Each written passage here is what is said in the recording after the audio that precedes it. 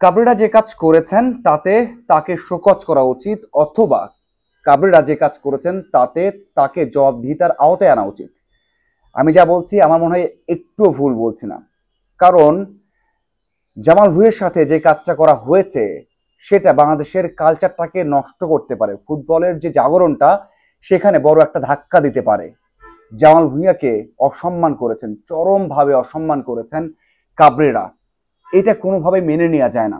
দেখুন, জামাল ভুঁইয়াকে বাংলাদেশ ফুটবল যখন একেবারে বাজে অবস্থায় ছিল, ক্লান্তি লগ্ন ছিল, যখন বাংলাদেশ ফুটবল কেউ দেখতো না, সেই সময় ডেনমার্কে সে আইসি জীবন ছেড়ে অথবা ভালো একটা ক্যারিয়ার হতে পারতো আরো, সেখান থেকে এসেছেন বাংলাদেশে খেলার জন্য। বাংলাদেশ দলের হয়ে খেলেছেন, 12 বছর খেলেছেন, বাংলাদেশের হয়ে সবচেয়ে বেশি ম্যাচ খেলার রেকর্ড গড়েছেন, বা কিংবদন্তি পর্যায়ে নিজেকে নিয়ে গেছেন। তার আমরা তারকা খ্যাতিও জানি। সবকিছু মিলিয়ে এমন কিংবদন্তিকে যেভাবে অপমান করেছেন কাবরেরা, সেটা কোনোভাবেই মেনে নেওয়া যায় না। দেখুন, একটা ফুটবলার অথবা অধিনায়কও দল থেকে বাদ পড়তে পারেন। দলের কম্বিনেশন, দলের পরিকল্পনা, দলের চাহিদা, সাথে হচ্ছে অপোনেন্টের শক্তি সামর্থ্য, সব কিছু বিবেচনা করে আমরা অথবা ফুটবলের যিনি কোচ বা ম্যানেজার, উনি যে কাউকে বাদ দিতে পারেন, তাতে কোনো সমস্যা নেই। কিন্তু সমস্যা হচ্ছে যখন আপনি একজন অধিনায়ককে বাদ দিবেন কোনো কথা না বলে, আপনার পরিকল্পনাও জানাবেন না, আপনি পরিকল্পনা কি করছেন, কারা থাকছে জানেন না, এবং ম্যাচ থেকে বাদ দিবেন। বাদ দেওয়ার পর আপনি হঠাৎ করে বলবেন যে তোমাকে বাদ দেওয়া হয়েছে দলের ভালোর জন্য। এটা কখনোই হতে পারে না, কোনো দেশেই হতে পারে না। কাবরেরা যে দেশ থেকে এসেছেন সেখান থেকে তো কখনোই এই কালচারটা নিয়ে আসার কথা না। তিনি তো অবশ্যই জানেন কি রকম হতে পারে। শুধু সেখানে কেন, যে কোনো দুনিয়ার যে কোনো জায়গায়, যে কোনো ইভেন্টের, যে কোনো স্পোর্টসের অধিনায়ক মানেই হচ্ছে আপনি যে পরিকল্পনা করবেন, ছক আঁকবেন, তিনি থাকবেনই। হ্যাঁ, তিনি বাদ পড়তে পারেন কিন্তু তিনি থাকবেনই। তাহলে কেন এই যে দল বাংলাদেশে প্র্যাকটিস করেছেন, এখান থেকে গেছে ইন্ডিয়াতে খেলতে, সেখানে আগের দিনেও প্রেস কনফারেন্স করেছেন জামাল ভুঁইয়া, তারপরেও জানেন না? ম্যাচের আগে জানতে পেরেছেন এবং বাদ পড়েছেন, বাদ পড়ার সময় কিছু বলেননি, ম্যাচের সময় বলেননি, ম্যাচ শেষে বলেছেন তোমাকে বাদ দেওয়া হয়েছে দলের কারণে। এটা কি ধরনের সংস্কৃতি হতে পারে? এটা কি ধরনের হাস্যকর বিষয় হতে পারে? আমি তো কখনোই শুনি। বাংলাদেশে এর আগে অনেক কিছু ঘটেছে, এই কাজটা তো হয়নি। তাহলে এটা কি হতে দেয়া যায়? আমার মনে হয় কখনোই না। আমরা তারপরেও আমরা বলেছি যে এই ম্যাচটা বাংলাদেশ দল ড্র করেছে, এটা হচ্ছে প্রাপ্তি।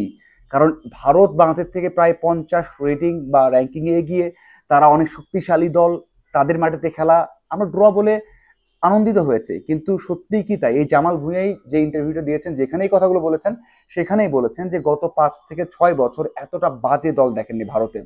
তার মানে এই দলের বিপক্ষে বাংলাদেশ যে 3 থেকে 4টা সুযোগ পেয়েছিল, সেই গোলগুলো তো হতেই পারতো, অথবা 3 থেকে 4 গোলের ব্যবধানে জিততেও পারতাম।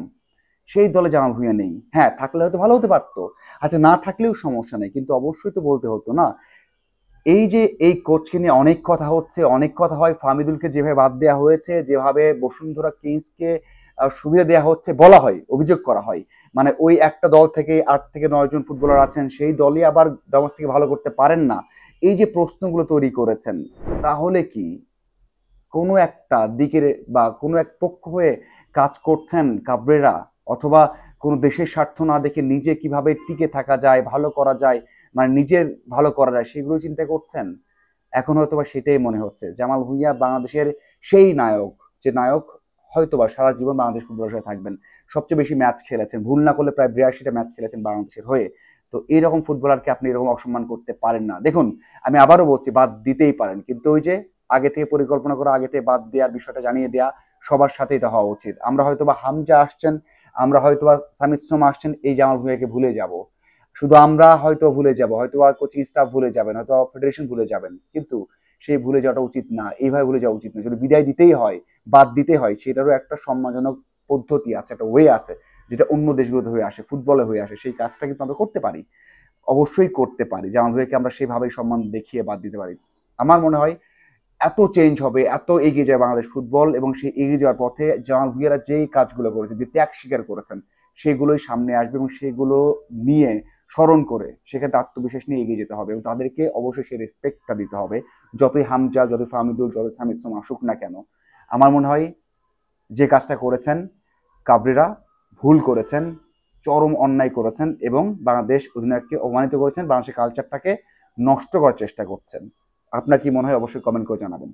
ধন্যবাদ সবাইকে সাথে থাকার জন্য।